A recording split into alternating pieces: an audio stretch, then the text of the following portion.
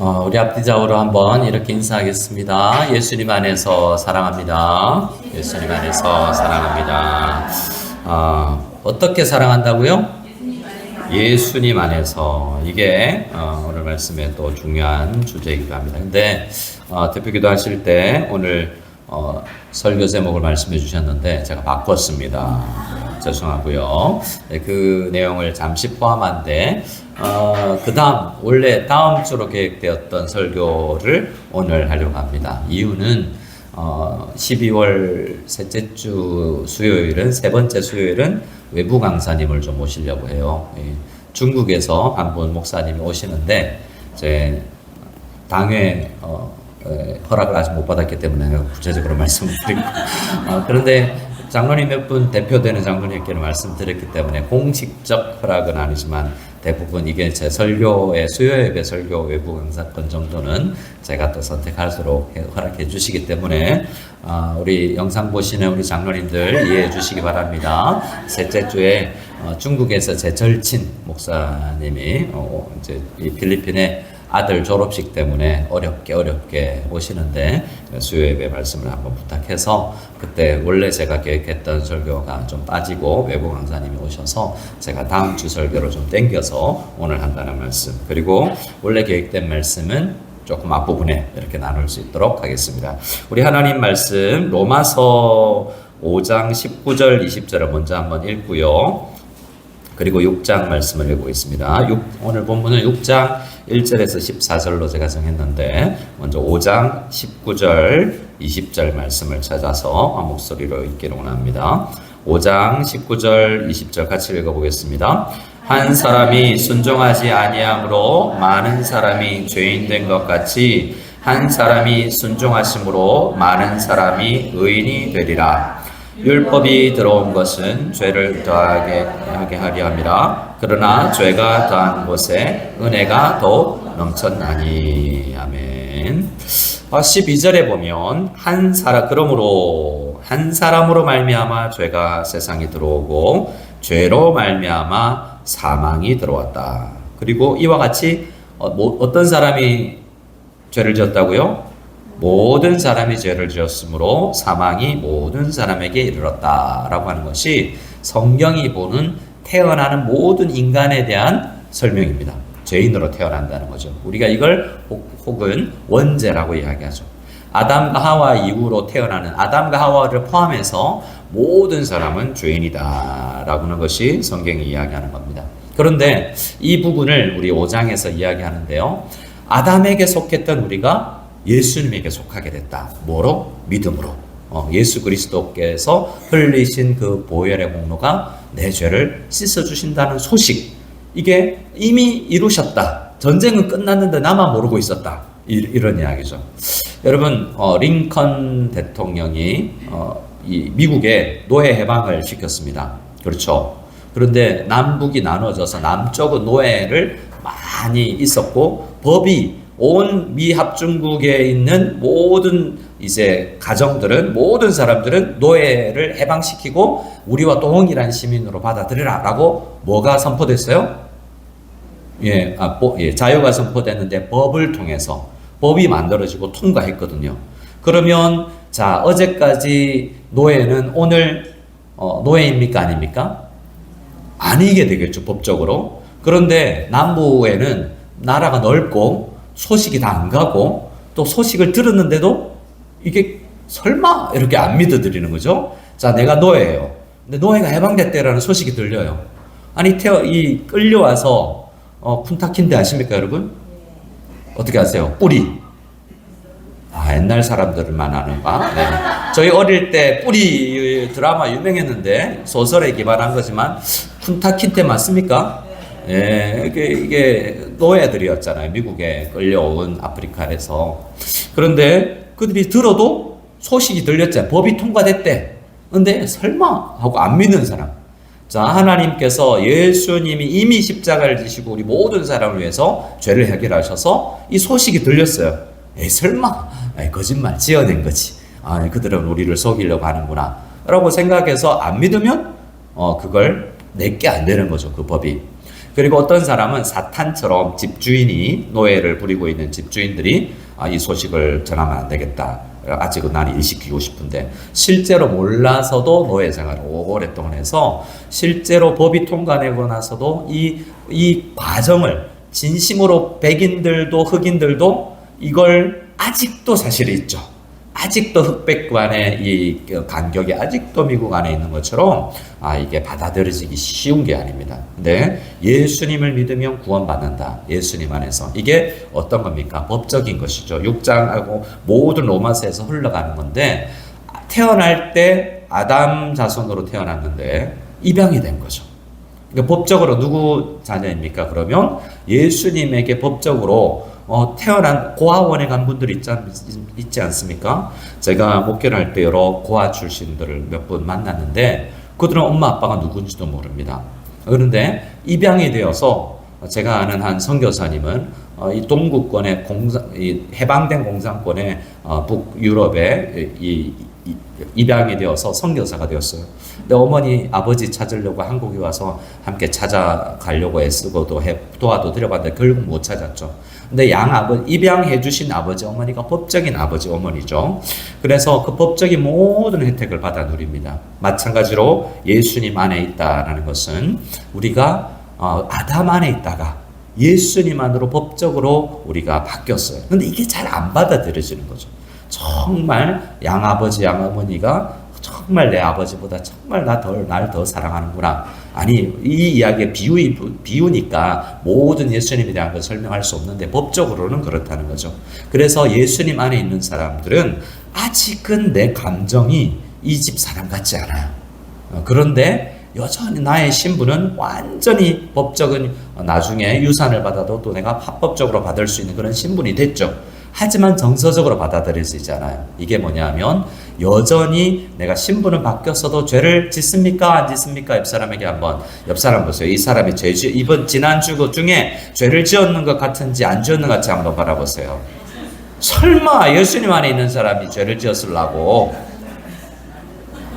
우리 찬양팀은 안 지었죠, 죄? 예수 안에 있고 찬양팀을 하는데 어떻게 이게 죄를 지을 수 있겠습니까? 예수 안에 있는데. 그래서 이걸 어떤 목사님은 이렇게 몸부림치는 걸로 설명하더라고요. 결혼하고 나서 아내는 이렇게 자는데 이 목사님은 막 몸부림을 친대요. 그래서 침대를 뱅뱅 돈대요. 그리고 자다가 보면 아내가 밀려 떨어져서 아내가 쿵 떨어지기도 한대요. 그런데 우리는 침대 위에 있어야 우리가 부부다 라고 생각하지만 그분이 이야기하기는 침대에서 떨어져도 침대에 있던 아내를 떨어뜨려도 방 안에 있잖아 라고 이야기하면서 예수 안에 있다라는 거 신혼방 안에 있잖아. 그래서 예수 안에서 싸울 수도 있다. 예수 안에서 교회 다니면서 같은 예수 안에 있지만 연약해서 밀쳐서 침대에 떨어뜨려 버리고 한번 혼나봐라 이러면서 자는 척하면서 막 몸부림치면서 떨어뜨려 버릴 수도 있지만 여전히 우리는 누구 안에 있다? 예수 안에 있다는 것입니다. 그래서 우리는 연약해요. 아직도 우리는 연약하고 자라나고 있지만 예수 안에 있다라는 것이 우리 이 로마서 5장에서 아담 안에 있지 않고 우리 예수 안에 있다. 이것이 성경이 우리에게 알려주시는 것입니다. 자, 로마서 5장 18절을 다시 한번 읽어볼까요? 로마서 5장 18절을 한번 읽어보겠습니다. 시작. 그런즉 한 범죄로 많은 사람이 정죄에 이른 것 같이 한 의로운 행위로 말미암아 많은 사람이 의롭다 하심을 받아 생명에 이르렀느니라. 아멘. 그러니까 한 사람이 다른 사람을 위해서 죽어주는 의인이 있을 수 있어요. 하지만 사람이에요. 지난주에 말씀드렸다시피 하나님이면서 사람인 존재가 그를 대신할 수 있죠. 소가 100마리 죽어도 안 되는데 다른 사람이 나를 위해서 죽어줄 수 있지만 영혼을 살릴 수 없는데 예수님은 나를 위해서 죽어주심으로 예수 안에 그걸 믿는 사람이 예수 안에 들어가서 그것을 누릴 수 있는 존재로 신분이 완전히 바뀔 수 있다는 거예요. 근데 내 생각과 이미 내가 믿었기 때문에 나의 연약함이 있을지라도 여전히 예수 안에 있는 것은 다르지 않습니다. 여러분 가끔 장례식장에 가서 이런 생각 안 드셨습니까? 이 권사님 구원받았을까? 돌아가셨는데 우리 같이 신앙생활 하다가 이 집사님이 돌아가셨는데 이 집사님은 구원받았을까? 뭐 그렇게 우리 어머니 아버지도 교회는 다녔는데 우리 아빠 엄마가 교회에서 구원받았을까? 라는 생각이 들 정도로 성화가 덜 되어 있는, 예수 안에 있지만 많이 어린 사람이 있을 수 있죠. 그러나 우리가 그걸 판단할 게 아니에요. 이미 예수 믿어서 예수 안에 있는 사람은 아직 조금 더딘 어린아이 같은 신앙인이라도 예수 안에 있다는 것을 꼭 믿어야 되고, 그러면 우리는 어떻게 해야 되는가? 옆 사람한테 이렇게 권면해 봅시다. 계속 어리게 사세요. 재밌죠? 어리면 좋잖아요. 막 장난쳐도 되고, 어린 애들은 허락 받잖아요. 장난쳐도 떠들어도 예배 시간에 뛰어다녀도 되니까. 그 아이들도 예배당 안에 있으면서 뛰어다녀도 구원받았잖아요. 근데 우리도 그럴 수 있어요. 나이가 지긋했는데도 우리도 그럴 수 있어요. 구원받아요. 하지만 오늘 로마서에서 이야기하는 것은 그 예수 그리스도를 닮아 나가는 과정이 필요하다라는 이야기를 합니다. 자, 그래서 그리고 나서 이해하기 참 어려운 게 로마서 5장 20절 아까 우리가 읽었던 부분인데요. 이 부분들을 저도 이해하기 힘들었고 많은 성도님들이 좀 이해하기 힘든 것 같아요. 5장 20절 같이 읽어보겠습니다. 시작. 율법이 들어온 것은 범죄를 더하게 하려 함이라. 그러나 죄가 더한 곳에 은혜가. 자, 율법이 우리에게 주어진 이유, 구약 성경이 거의 율법이잖아요. 토라라고 하는, 타나크라고 하는 우리 성경이라는 책이 성경이 없어요. 성경이라는 단어는 성경 안에 안 나오는 단어예요. 삼위일체라는 단어가 안 나오는 것처럼 우리가 성경이라고 부르는 거죠. 유대인들은 구약 성경을 타나크라고, 토라, 느빔, 케투빔 이렇게 해서 불러 세 가지 시와 율법과 시와 선지자 이렇게 나누어서 구약 성경을 이야기해요. 거기에 적어도 그 모세 오경에 해당되는 율법서들이 법이죠. 그럼 구약 전체가 또 법이기도 합니다. 법이 뭡니까? 법이 들어온 이유가 뭘까요? 우리나라에도 법이 있고 필리핀에도 법이 있죠. 필리핀에서 한국에서 법을 만드는 이유가 뭘까요? 안 지키면 감옥 보내려고. 원래 목표가 안 지키면 벌금 거두려고. 그렇게 계획됐을까요? 그런데 그 법을 만드는데 나는 동의 안 했잖아요. 나는 그 법을 만드는데 동의 안 하고 내가 뽑은 국회의원들이 법을 만들잖아요. 근데 내가 안 뽑은 사람들이 주로 나서서 법을 만들었어요. 그럼 기분이 나빠요, 안 나빠요? 안 지켜도 되죠? 이게 참 애매하죠, 법이라는 것이. 그래서 국가가 뭔데 그걸 정해. 예를 들어서 태어나면서부터 그 나라 사람이 돼서 내가 동의한 적도 없는데 난 지켜야 돼. 이게 법 철학으로서 굉장히 어려운 문제인데요. 근데 성경에서 율법을 우리에게, 세상 법만으로도 행복하게, 그래도 세상 법 대부분 잘 지키면 착하게 윤리 도덕적으로 살 수 있는데 하나님은 왜 율법이라는 걸 주셨을까를 이야기할 때 오늘 성경에서 율법은 뭐를 더하게 하려 한다고 이야기합니까? 범죄를 더하게 하려 함이라고 이해되십니까? 하나님 율법을 줬는데 율법 받으면 범죄를 더하게 된대요. 하나님 나쁘죠 그러면. 죄 지어라, 죄 더 많이 지어라 하면서 율법을 주셨다는 이야기인 거잖아요. 그리고 나서 또 그렇게 범죄가 더 많이 드러나면 뭐가 또 넘쳐요? 이게 논리가 여러분 보이십니까? 율법이 없을 때 죄를 덜 지었어. 율법을 받고 나서는 죄를 더 많이 짓게 되네? 그러면 죄를 더 많이 지었다 보니까 더 큰 죄인이 됐잖아요.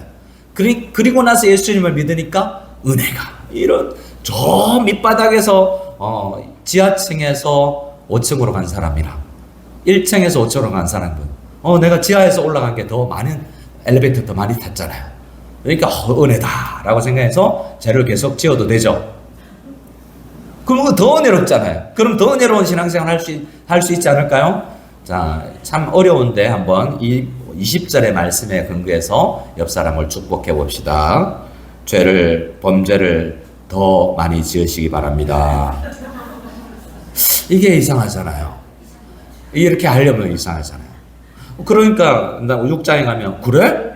그러면 은혜를 더 많이 누리기 위해서는 죄를 더 많이 지으면 되겠네 라고 해서 이단들이 죄를 담대하게 지어라. 이단들입니다. 이단들이. 저도 잘못하다가 여러분 이때만 딱 듣고 나머지 졸다가 목사님이 죄 더 많이 지어라 그랬다고. 그래 다른 사람한테 전하면 제가 이단 되는 거예요.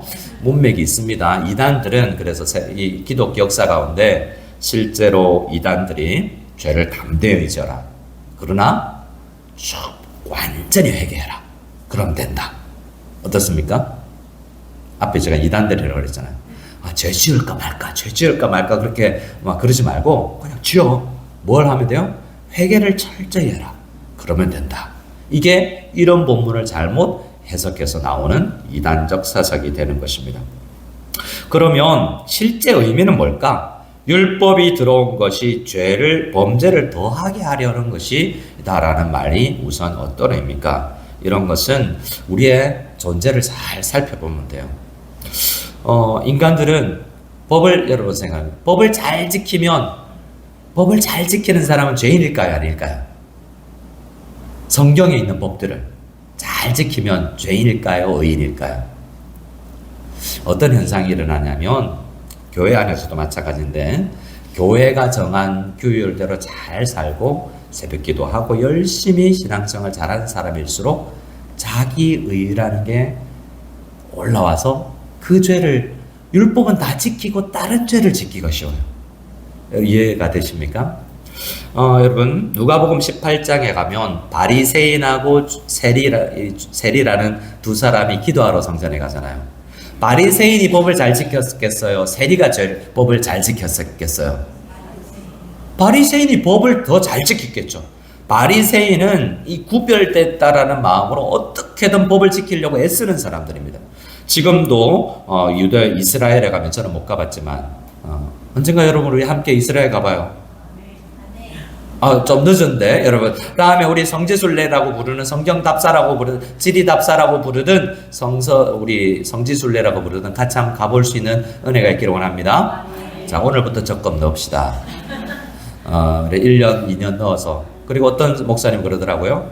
넣어서 모아서 가나 일단 쓰고 갚으나 일단 해서 내일 당장 가도 이렇게 된다라고 생각해보니까 그러네. 모아서 가든지 갔다 와서 갚든지 빚내서 가고 또 갚고 이게 이제 언제든지 갈 수 있다 이러는 거죠. 너무 못 묵지 마라. 근데 지금도 유대인들은 주일날 안식일 엘리베이터는 모든 층에서 쓴다고 그러잖아요. 또 그러면 안식일인데 그러면 엘리베이터 왜 그러냐면 엘리베이터 버튼을 딱 누르면 뭐가 들어와요? 불이 들어와요. 불이라는 건 성경에서 여러분 잘못 불을 쓰다가 죽었잖아요. 불이라는 게 굉장히 중요해요. 그래서 여러분 요즘 전기자동차 말고 내연기관 자동차의 시동을 걸면 우리는 안 보이지만 이 번네트 안에 있는 엔진 안에서 불이 엄청 일어납니다. 폭발이 일어나서 피스톤을 움직이고 이 피스톤 직선 운동을 원운동으로 바꿔서 바퀴가 굴러가는 거잖아요. 불이 일어나는 거예요. 그래서 시동을 걸고 잠시 핸드폰 확인하는데 안식일이 시작됐어요. 끄면 안 됩니다. 불을 끄면 안 돼. 그대로 뒀고 안식일이 지난 다음에 꺼야 돼요. 안식일이 시작됐는데 그 과정에서 해야 되는 아내의 굉장히 중요한 일은 겨우 약간 추워요. 그런 건 불을 비치펴 놓는 거예요. 안식일이 시작하고 나서 불을 켜면 안 되니까. 그렇게 아주 철저하게 율법을 지키려고 했습니다. 그러니까 바리새인이 법을 잘 지키겠어요? 세리가 법을 잘 지키겠어요? 그런데 누가복음 18장에 누가 죄인이래요? 바리새인이 죄인이래요. 왜 바리새인이 죄인입니까? 세리는 죄를 지었지만 그 죄가 있고 근데 이 사람 바리새인은 법을 잘 지키고 하나님 저 법 잘 지켰습니다. 하나님 앞에도 너무 당당하고 자기가 죄인이지도 않고 사람들을 폄하하고 나는 저 사람과 달라요 구별짓고 이렇게 해서 나는 달라 나는 더 잘해 라는 이 마음이 드는 거죠. 여러분 그래서 우리는 신앙생활 잘할수록 또 다른 죄인이 된다는 거죠. 목회자가 이 죄인 되기 쉬워요. 여러분 죄송하지만 신앙생활 오래 하신 우리 권사님들이 어릴 때부터 모태신앙이었던 우리가 그래서 또 다른 죄를 질 수 있는 거죠. 나는 잘하죠. 나는 잘하는데 조금 연약한 사람을 욕하고 싫어하고 어리다라고 판단하는 거죠. 모든 걸 허락해줘도 되지 않지만 그러나 내가 그런 죄인 되기도 쉽다는 것이 그런데 율법이 오니까 이걸 지키잖아. 율법이 없었으면 내가 이걸 잘 지켜서 여러분 하나님께서 왜 호랑이를 잡아서 예배를 드리지 말라고 그러냐 하면 호랑이 잡아서 예배를 드릴 수도 있고 송아지를 잡아서 예배 드릴 수도 있고 닭을 잡아서 비둘기를 잡아서도 예배드릴 수 있으면 믿음 좋은 사람은 뭘 잡으려고 그럴까요? 호랑이 잡으러 가는 거죠. 그래서 호랑이 잡아서 이제 교회 주일날 올 때 호랑이를 트럭에 우리 차에다가 싣고 나 호랑이 들고 예배 온다 그러면 뭔 거죠? 으쓱하는 거죠. 여러분 마치 왕이 될 상인가 딱 든든하게 와서 내가 이런 호랑이 잡는 사람이야 라고 생각하면서 하나님 앞에 나아가는 교만함이 생겨요. 그래서 양같이 그냥 죽이면 죽는 그런 재물을 드리라고 그러면서 우리가 그런 의미도 있다는 거죠. 법이 주어지면 내가 그 법 잘 지켜야지라는 생각이 드는 건 귀한데 그걸 잘 지키면 우리는 어떻게 죄인이냐면 예수 안에 있으면서도 그 의로움이 펄펄 살아나서 다른 사람을 정죄하기 쉬운 존재가 된다는 것입니다. 하나님 말씀대로 철저하게 살았던 그 사실 가지고 하나님을 향하여서도 자기의 정당함이 옳다라고 여기는 그런 사람이 될 수 있는 가능성이 율법 때문에 열린다는 거죠. 또 하나는 법이라는 것이 주로 요약하면 뭡니까? 율법은 뭐 하라 하지 말라잖아요. 옆 사람에게 축복합시다. 남편을 사랑합시다. 여러분 이웃도 사랑해야 되는데 남편은 더욱더 사랑해야 되지 않겠습니까? 아멘입니까? 사모가 아멘 안 하는 것 같은데. 설교자들 이렇게 자기 권리를 이렇게 권한을 막 사용하는 거 이런 죄성이죠. 이런 죄성이죠. 근데 여러분 남편이 이제 뭐 아내를 위해서 뭐 설거지든 청소든 뭐든 하고 싶은 마음이 딱 들었어요. 우리 주님께서 주신 마음이죠. 귀하다. 내가 이제 오늘 내가 말씀 듣고 나니까 아내를 위해서 내가 남편을 위해서 그냥 뭐 해야 되겠다라는 마음을 먹었어요. 그런데 생각하고 있는데 아내가 뭐라 그래요? 그것 좀 해라 그래요. 그럼 기분이 어때요? 에이 안 해! 라는 생각이 예를 들었겠지만 마침 내가 샘터지기 하려고 그랬어. 그런데 막 하세요 그러면 에이 안 해! 그건 또 아닐 것 같지만 우리에게 어떻습니까? 제가 지난번에 이야기했던 제가 EBS 프로그램을 자주 봤었어요. 요즘에는 잘 못 보는데. 그래서 유치원에 두 반을 똑같이 비유했어요. 하나를 똑같이 하나에 덮어주고 한 반은 똑같이 사탕을 덮어놨는데 거기 애들이 있는지 없는지 몰라요. 왜냐하면 그냥 아이들 등교하기 전에 다 넣어놨기 때문에. 근데 한 반에는 선생님이 나가면서 열어보지 마 하고 나갔어요. 자, 어떤 반에서 열어봤을까요? 열어보지 마. 거기 안에 사탕을 덮어놓은 게 똑같이 함이 있어요. 근데 한 반은 그게 있는지 없는지도 몰라. 있지만. 근데 아무 관심이 없어요. 원래 친구들하고 놀아요. 근데 하지 마. 그랬는데 애들은 심의가 왜 하지 말라고 그랬을까? 이렇게 해서 막 궁금증이 일어나면서 결국 저희 막내 같은 애들이 열어봐요. 호기심이 많아서. 저도 열어봤을 것 같아요. 네. 저희 막내 같아서 죄인이에요. 저 죄인이에요. 하지 말라 그러니까 하라는 것도 시키니까 하기 싫은 게 죄인이에요. 그래서 율법이라는 게 이러나 저러나 우리를 죄인이요. 그러니까 율법이 들어와서 우리를 죄를 더 많이 만드는 게 아니라 결국 내가 진짜 죄인이구나라는 게 율법을 통해서 드러나는 거예요. 그게 율법이 들어온 율법을 우리에게 주신 범죄를 더 하게 하려 하니 더 부추긴다는 것이 아니라 원래 법이 없으면 내가 죄인인지 몰라요. 죄인인데 율법이 들어와서 내가 이런 정도로 죄인이었다는 것을 깨닫게 되는 거죠. 목사들도 신앙생활을 잘 해오던 우리도 여전히 나는 죄인이구나 라는 생각을 율법이 그래서 여전히 기능을 하는 거예요. 십계명이 여전히 우리에게 기능해서 여전히 우리가 죄인인 것을 깨닫게 해주는 것입니다. 그래서 우리는 이걸 또 죄인이면서도 잘 가리기도 해요. 목사들이 이걸 또 더 잘 가려요. 종교성이 고급화되어 가면서 죄를 바리새인적 삶을 살면서도 거룩한 것처럼 할 수 있어요. 제가 요즘에 어제도 했는데 신방을 가끔 다니면 장로님들한테 보고는 아니고 이 집에 갔다 왔고 이 직장에 갔다 왔는데 이런 정도의 기도 제목 있고 함께 나눌 수 있는 정도는 우리 장로님들이 우리 다 같이 진방 다닐 수는 없으니까 그걸 좀 나눈다고 제가 또 사진 잘 찍잖아요. 그래서 사진 중에 잘 나온 거 하나 골라서 또 이런 청년을 보면 우리 장로님들이 잘 모를 것 같아서 이 청년의 이름이 뭐고 이런 것들을 올려요. 올리면서 어떤 생각이 들면 내가 다니는 거 다 올리고 싶어요.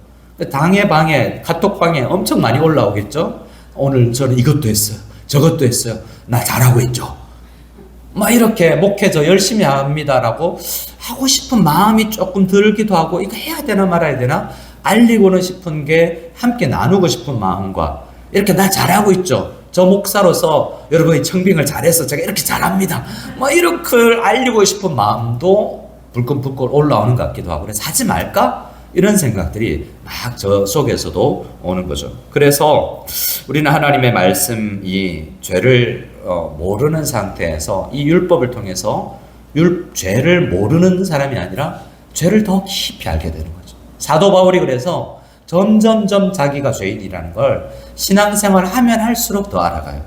죽기 전에 디모데 전서에서는 사도 바울이 자신을 향하여서 죄인 중에 괴수라고 그래요. 처음에는요, 젊었을 때 초기 편지에는 사도들 가운데 마지막이라고 그랬어요. 그런데 모든 성도들 중에 나중에는 내가 말죄다, 끝이다고 이야기해요. 나중에는요, 죄인들 다 중에 내가 제일 큰 죄인이다라고 할 정도로 율법을 잘 알고 성경을 잘 아니까 여러분 더 잘 느끼는 거죠. 그래서 율법이 죄를 더하게 한다는 것이 그것입니다. 그래서 실제로 율법이 어떤 은혜를 만들어내냐면 나 자신을 잘 보게 만들어서, 그래서 진짜 내가 생각했던 것보다 더 큰 죄인이구나 라는 걸 발견하고, 십자가가 복음이 생각했던 것보다 더 큰 것이었구나를 또 발견하는 거죠. 그게 율법이 만들어내는 효과입니다. 그래서 옆 사람한테 한번 고백합시다. 나는 네가 생각하는 것보다 더 죄인이야. 자, 그러면 여러분 이야기했어요, 안 했어요? 죄인 아닌 것처럼 생겨놓고 죄인이라는 거죠? 맞습니까? 죄인이에요, 아니에요? 제가 시켜서 한 거예요, 진짜 고백한 거예요? 진짜 고백했어요. 예. 그러면 저도 진짜 매일 알아가는 거죠. 생각한 것보다 더 십자가가 우리에게 알려주는 것은 생각한 것보다 우리가 더 큰 죄인이라는 것과 내가 생각보다 더 큰 은혜를 입고 사는구나. 이게 두 가지를 발견하는 거예요. 그러면 누군가가 신앙생활하면서 여러분들 욕하면 어떻게 해야 됩니까? 따라합시다. 화나죠? 근데 우리가 고백했잖아요. 생각해본 것보다 내가 더 죄인이라고. 근데 누가 신앙생활하면서 우리를 욕하면 제가 나를 잘 모르는구나. 나는 더 큰 죄인인데. 이렇게 생각해야 정상인데 그렇게 돼야 안 돼요. 그렇게 잘 안 되죠. 근데 실제로 그러려고 했습니다. 실제로 그렇지 않습니까? 그 사람이 나는 잘 산다고 했지만 이 바리새인처럼 그런 의롭게 여기는 교만한 것까지 다 촬영을 하고 다 드러내면 창피해서 교회 다니겠어요? 간음하다가 현장에 잡힌 여인만 교회를 못 다니는 게 아니에요. 우리 마음을 다 열어놓고 지난 한 주 동안 생각으로 몸으로 지었던 죄를 다 드러내놓으면 우리 진짜 생각한 것보다 더 큰 죄인인 거예요. 이걸 모른다면 율법이 그에게 아직 기능을 못하는 걸 뿐일 수 있어요. 율법이 없어서 모르는 거죠.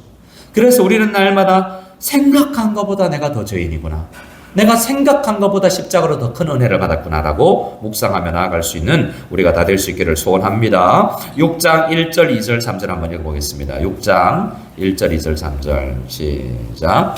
그런즉 우리가 무슨 말을 하리요? 은혜를 더하게 하려고 죄에 더하겠느냐? 그럴 수 없느니라. 죄에 대하여 죽은 우리가 어찌 그 가운데 더 살리요? 무릇 그리스도 예수와 합하여 세례를 받은 우리는 그의 죽으심과 합하여 세례를 받은 줄을 알지 못하느냐. 아멘. 오늘은 6장은 세례를 죽음이라고 계속 이야기합니다. 세례받았다는 것은 네가 죽은 거야 라고 이야기하는 거예요. 장로교인 목사인 저는 세례를 줄 때 장갑에 물을 적셔서 머리에 약간 축축하게, 때로는 물을 좀 저는 많이 써서 주르륵 조금 흐르게 물이 느껴지도록 하는 건데, 침례교는 어떻게 합니까? 푹 담궜다가 바로 하는데, 원래 침례의 의미라면 죽을랑 말라 할 때 꼬르륵 할 때 그때 해야 죽다가 살아났다라고 해서 죽음이라는 의미를 더 같이 한 거죠. 그래서 세례를 여러 의미가 있어요. 죄를 씻어 주신다는 의미도 있지만 더 큰 의미는 네가 이전 사람이 죽었다는 거예요. 그게 세례 침례가 다 같이 이야기하는 거예요. 물이라는 걸 생각할 때 두렵고 내가 바다에 빠져서 죽을 뻔했었는데, 수영장에 가서 죽을 뻔했었는데, 물이라는 게 잠기는 게 죽는 거구나. 홍해 가운데 지나가는 게 세례인데, 이집트에서 가나안 땅 광야로 가면서 홍해 바다를 건너갔는데 원래 죽어야 되는 그 바다에서 많은 이집트 군사들이 말들이 죽었잖아요. 근데 죽어야 될 걸 지나가는 게 세례인데, 내가 죽어야 될 내가 예수님께서 죽어서 길을 열어주셔서, 예수님께 죽어서 내가 죽어야 될 죄를 대신 죽었기 때문에 세례받는다는 것은 그런 예수님을, 나의 죄를 위해서 죽으신 예수님을 믿는다는 고백의 현장에서 세례를 베풀기 때문에 예수님 죽을 때 나도 죽었다는 거죠. 그래서 어떤 교회는 이렇게 땅을 파서 묻거나, 어떤 교회는 실제로 이 이야기를, 이 개념을 신학교에서 배우고, 제가 간접적으로 아는 한 전도사님이 여름 성경학교 때 주일학교 아이들을 관을 짜서 넣었어요. 관을 만들어, 여러분 이제 조별로 돌아와서 이 관, 이제 죽음, 세례의 의미를 이제 느끼는 과정이에요. 그런 과정인데, 아이들이 오면 하나 넣고 못을 박듯이 쿵쿵쿵 해요. 그리고 딱 너는 옛사람은 죽었고 새사람이 되었다 라고 하면 할렐루야 하고, 제 같은 기질은 좀 더 누워있고 싶은데 막 이렇게 하는데 안 무서워요 막 이러는데, 어떤 애들은 어떻겠습니까? 막 울고 엄청나게 두려워하는 거예요. 근데 그런 애가 있었어요. 엄청나게 두려워서 막 경기가 일어나고, 이게 집에 돌아가서 이제 트라우마로 어려웠던 거죠. 근데 이렇게 하려는 사람도 했던 사람이 많은데, 하필이면 걔는 전도되어서 그날 처음 교회 온 애야. 그래서 교회가 난리가 나서 고소 고발을 하고 그랬었어요. 근데 이 이야기를 왜 하냐면, 그때 그 의미를 살린다고는 했지만 또 그러면 안 되겠다는 생각을 했지만, 세례는 진짜 죽음을 의미한다는 거죠. 세례는 죽은 거예요. 자, 우리는 죄의 2절을 다시 한번 읽습니다. 2절 세례의 의미가 그건데, 사람들이 그럼 죄의 은혜를 더 경험하기 위해서 죄를 더 많이 지으면 되겠네요 라고 질문할 걸 예상하고, 사도 바울이 아니야 라고 대답하는 게 2절이죠. 시작. 그럴 수 없느니라. 죄에 대하여서 죽은 우리가 어찌 그 가운데 더 살리요. 근데 이것도 어려워요. 여러분 세례 받았습니까? 안 받았습니까? 대부분 세례 받았죠. 그럼 옛사람은 죽었어요? 안 죽었어요? 옛사람은 죽었죠. 근데 죄를 그러면 지어요? 안 지어요? 이 뭐예요? 이게 또 이상하잖아요. 로마서 5장 20절도 이상하고. 그러니 옛사람이 죽었는데 어떻게 나는 죄를, 죽으면 반응이 없는 거잖아요. 제가 주일날 우리 장로님들을 설교 보조자로 많이 하는데 또 해보겠습니다. 주인영 집사님, 뒤에 누가 앉아 계십니까? 임원정 집사님, 자리에서 잠시 일어나 주시겠습니까? 앉아주세요. 살아있으니까 대답하고 움직이죠? 제가 하자. 얘는 죽었어요. 아무리 명령해도 반응이 없잖아요. 이게 죽은 거잖아요. 죄에 대해서 죽었다며요. 근데 오늘 6장의 이야기는 죄에 대해서 죽었는데 왜 나는 죄에 대해서 반응을 하지? 이게 우리의 현실인데, 이 부분을 오늘 말씀에서 이야기하고 있습니다. 10절 말씀을 한번 읽어볼까요? 로마서 6장 10절입니다. 시작. 그가 죽으심은 죄에 대하여 단번에 죽으심이요 그가 살아계심은 하나님께 대하여 살아계심이니. 저 보세요. 예수님께서 우리를 위해서 죽으심은 우리 죄 때문에 죽었다는 거잖아요. 그럼 우리 죄는 없어진 거잖아요. 근데 나는 예수 믿고 나서도, 예수 안에 있으면서도 왜 여전히 이렇게 죄짓지? 계속 의문이 나게 되는 구절들이에요. 11절입니다. 11절 시작. 이와 같이 너희도 너희 자신을 죄에 대하여는 죽은 자요 그리스도 예수 안에서 하나님께 대하여는 살아있는 자로. 이 단어, 마지막 단어가 중요해요. 뭐 할지어다? 근데 여러분 이게 믿어져요 안 믿어져요? 그러니까 죄에 대해서 예수 믿으면 내가 옛사람은 죽었다는 게, 그럼 죽었는데 죄 짓는 나 자신을 바라보면서 내가 죄에 대해서 죽었다는 게 잘 믿겨져요 안 믿겨져요? 안 안 믿겨지니까 아니야, 네가 그렇게 느껴도 너는 죄에 대해서 죽었다고 여기라니까. 이게 성경에서 6장에서 우리에게 이야기하는 거예요. 이게 한 번 더 설명을 해볼까요? 우리도 갈라디아서 2장 20절에 내가 그리스도와 함께 십자가에 못 박혔나니 라고 이야기하잖아요. 그러니까 내가 십자가에 못 박혀. 나도 그때 너 거기 있었는가? 너 있었잖아. 너도 죽었잖아. 십자가를 바라볼 때 하나님 나도 죽었어요.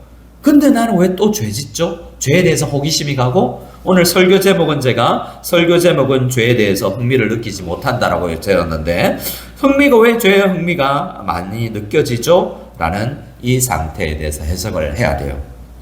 이건 마치 이것도 또한 법적으로 해석을 해야 됩니다. 제가 여러분 서울 말투를 쓰죠.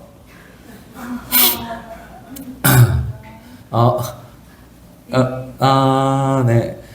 김신경 권사님은 서울 사람입니까? 네. 본토 서울입니까? 네. 진짜 뼛속까지 서울이세요?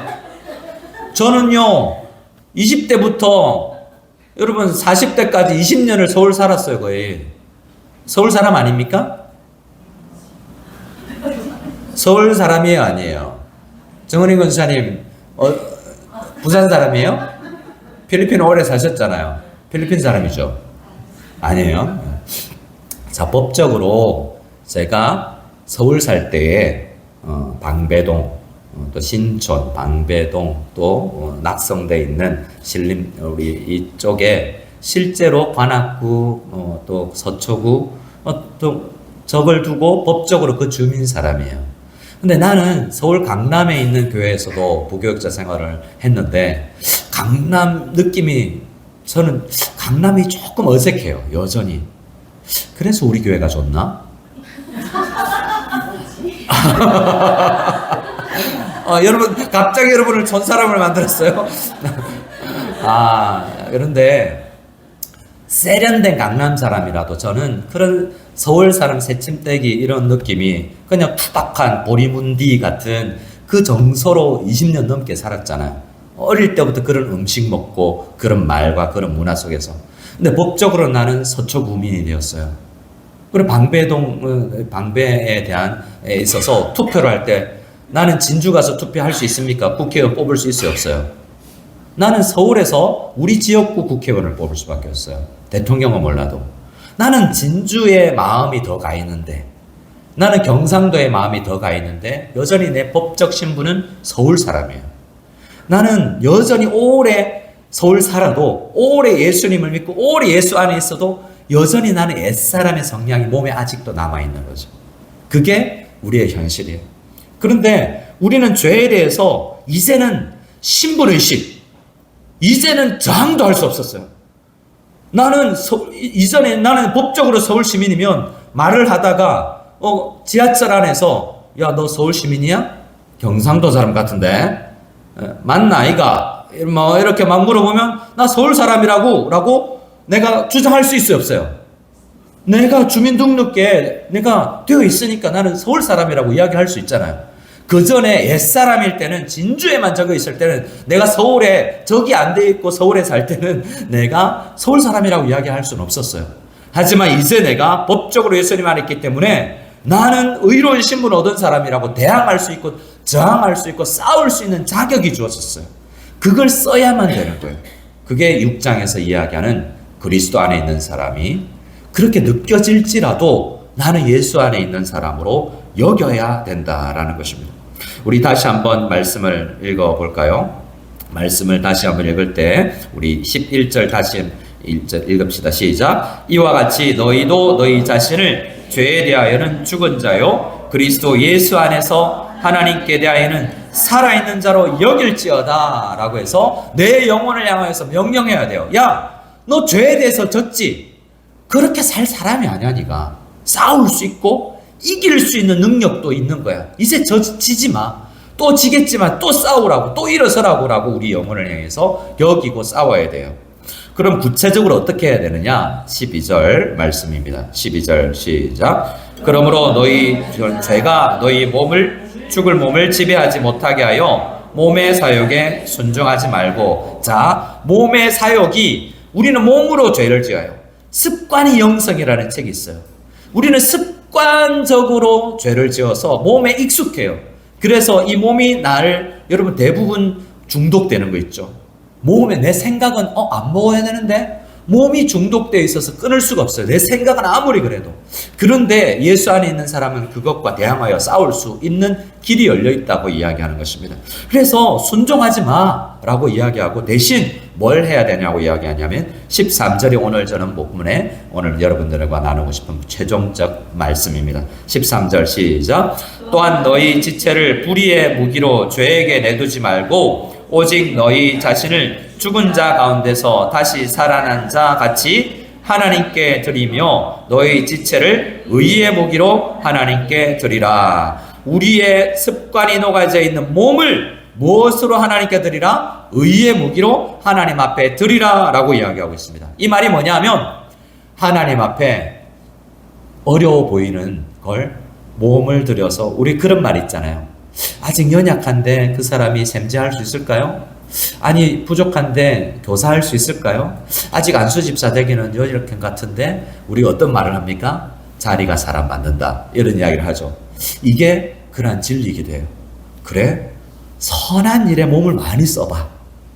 교회 일에 많이 몸을 써보는 그게 굉장히 도움이 된다는 거예요. 그래서 이 감리교 메소디스트라고 영어로 하거든요. 그래서 내가 하루에 할 것들을 잘 정해놓고 절기를 따라서 1년을 살아요. 이게 굉장히 도움이 되는 거예요. 그래서 감리교도들이 신앙생활을 굉장히 열심히 하려는 경향들이 있어요. 그래서 날짜도 하루에 아침에 일어나서 큐티하고 기도 시간 지키고 절기를 지키는 게 굉장히 도움이 돼요. 저는 장로교 목사지만 감리교에 이런 걸 많이 배워야 된다고 생각합니다. 자기의 지체를 의의 무기로 하나님 앞에 들어가면서 죄와 싸워 이길 수 있는 사람이 습관이 되어서 정말 예수 안에 있는 죄를 덜 짓는 사람으로 살아갈 수 있는 것입니다. 그래서 오늘 권면은 뭡니까? 제가 전화드려서 여러분 셈지해 주세요 라고 하면 내 지체를 의의 무기로 하나님께 드리는 계기가 됐구나 라고 생각하고 또 제가 누군가 전화 와서 청소년부 교사 좀 해주세요. 올 것이 왔구나. 나의 지체를 의의 무기로 하나님 앞에 드려서 죄와 대항하여서 싸울 수 있는 그 습관 안으로 내가 갈 수 있는 길이 열렸구나. 믿으십니까? 여러분 제가 목사이기 때문에 새벽에 일어나서 오잖아요. 여러분은 한 번은 늦잠 자고 한 번은 못 들어보기도 했지만 아직도 연약하여서 여러분 새벽 기도에 나아가고 결단을 해보고 수요예배 오는 것, 큐티를 하는 것, 지체를 의의 무기로 드리는 습관이 하나님 앞에 여기는 사람이 생각만 하지 말고 몸을 들이면서 하나님 앞에 예수 믿는 사람으로 되어가는 굉장히 중요한 하나의 법칙입니다. 그렇게 살아가는 사람이 신앙생활에서 성숙해가고 예수님 닮아 나갈 수 있는 거예요. 즉 정말 진심으로 여러분 앞에 고백합니다. 내년에 일을 해보세요. 그만하고 싶다는 생각이 들죠? 내 지체를 어디에 하나님 앞에 드릴까 고민해 보세요. 그 일에 1년을 하면 적어도 내가 빠지지 않고 해야 될 일들이 많잖아요. 그 일들을 하면서 내가 스스로 지켜진다니까요. 이게 실제로 죄와 싸우는 중요한 도구입니다. 친구하고 약속을 하세요. 성경 필사하자.